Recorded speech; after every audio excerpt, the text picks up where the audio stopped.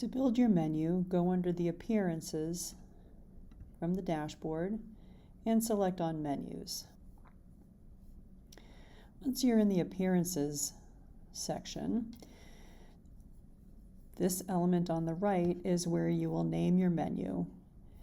New sites, you'll have to start by creating a menu, so you'll have a button to create a menu, and you can call it Main Menu.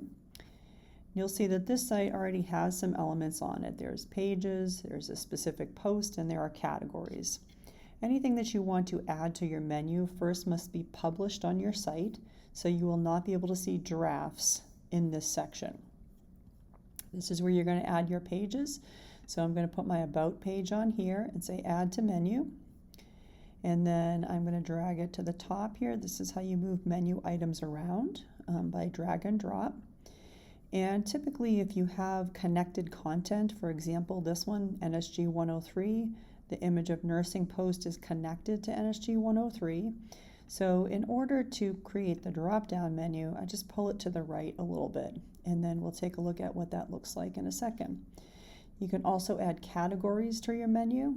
So particularly for folks who are using categories for their programs, you could add specific categories to your menu, and that will bring all of those categories content together. So if you have 5 posts that are labeled or categorized as professionalism, then it will bring all 5 together in a list.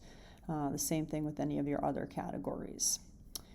Most critically, you want to say, where do you want your menu to be displayed? I usually choose Main Menu. Depending on your theme, you might have different options. You can also click this box to automatically add any new pages onto the menu.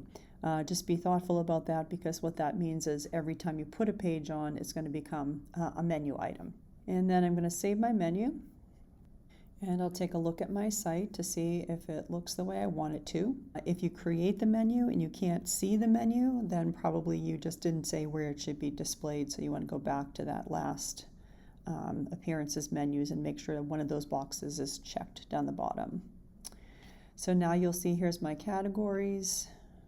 If I click on one of those, it's going to bring everything together that is labeled as professionalism. In this case, I just have this one post.